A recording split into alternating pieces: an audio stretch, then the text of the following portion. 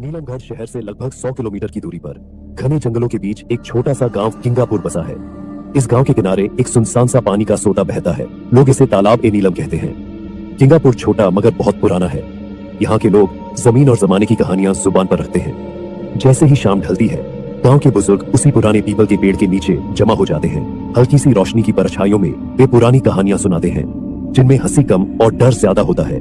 कहते हैं, जब अंधेरा गहरा कर चारों ओर फैल जाता है, तो वह पेड़ अपनी खामोश जबान में सरगोशियां करने लगता है, और जो व्यक्ति उस वक्त उसके नीचे फंस जाए, शायद वह कभी पहले जैसा वापस न लौटे। अरे हरिया, क्या तुम्हें लगता है कि रामलोचन चाचा आज भी आएंगे? पिछली बार तो हम सारी रात बैठे रहे थे, मगर वो दिखाई ही नहीं दिए थे। हाँ, मगर याद रखो, वो जब भी आता है बिना कोई राज खोले नहीं जाता। मैंने अपनी पूरी जिंदगी में ऐसा आदमी नहीं देखा। लेकिन अगर वो अब कभी न आए तो ये पेड़, ये कहानियां, सब कुछ बस पुरानी यादों में रह जाएगा। उनकी बातों के दौरान पेड़ की शाखाएं अचानक जोर से हिल उठी। हवा बिल्कुल बंद थी, मगर पत्तों के रगड़ने की डरावनी आवाज गूंज गई। तीनों बुजुर्ग एक पल के लिए चुप हो गए। उसी सन्नाटे के बीच दूर से एक साया उभरा, लंबा सा साया जो धीरे धीरे उनकी तरफ बढ़ रहा था। कदमों की आहट सुनाई दे रही थी, जैसे कोई लकड़ी की छड़ी से जमीन पर दस्तक दे रहा हो।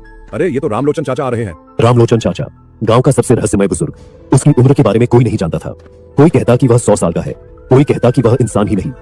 कुछ लोग तो यह तक मानते थे कि वह सदियों पुरानी आत्मा है, जो इस पेड़ से जुड़ी हुई है। वह धीरे धीरे करीब आया। उसके कदमों के साथ उसकी पुरानी लकड़ी की छड़ी जमीन पर बज रही थी।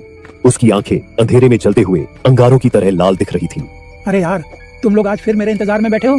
हाँ बाबा, क्योंकि यह पेड़ आपके बिना चुप रहता है क्या? हम जानते हैं आपके पास वे राज हैं जो और किसी के पास नहीं। रामलोचन चाचा ने मुस्कुराकर पेड़ की शाखाओं की तरफ देखा।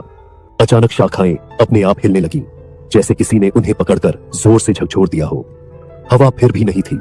आप लोगों को पता है क्या, यह पेड़ आज भी जाग रहा है, यह आज भी बोल रहा है, और जो कुछ यह कहता है वह हमेशा सच होता है। उसी पल पेड़ की जड़ों के नीचे से एक हल्की सी आवाज उभरी, जैसे कोई औरत जमीन के अंदर से रो रही हो।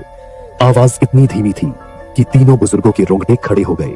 रामलोचन चाचा, ये कैसी आवाज है? क्या वाकई कोई दफन है इसके नीचे? हाँ, ये वही है। वह आत्मा जो इस पेड़ से बंधी हुई है। उसकी कहानी अभी खत्म नहीं हुई। वह आज भी चाहती है कि कोई उसे सुन ले और उसकी मीठी बातों में खो जाए। और याद रखो, ये पेड़ कभी झूठ नहीं बोलता। रामलोचन बाबा धीरे धीरे पेड़ के नीचे आकर बैठ गए। जैसे ही रामलोचन बाबा कहानी शुरू करने वाले थे, अचानक दूर से किसी के कदमों की आहट सुनाई दी। सभी बुजुर्ग चौंक गए। अंधेरे में से एक अजनबी प्रकट हुआ। उसके कपड़े धूल से भरे हुए थे, चेहरा थका हुआ और कंधे पर एक पुराना थैला। वह पीपल के पेड़ के पास आया और बोला, सलाम बुजुर्गों, मैं एक मुसाफिर हूँ। रास्ता भटक गया हूँ। रात अंधेरी हो चुकी है। क्या मैं ये रात तुम्हारे गांव में गुजार सकता हूँ? हाँ, मगर हमारे घरों में जगह नहीं है। ये गांव छोटा है, सबके घर तंग हैं। मैं दिन भर चलता रहा हूँ।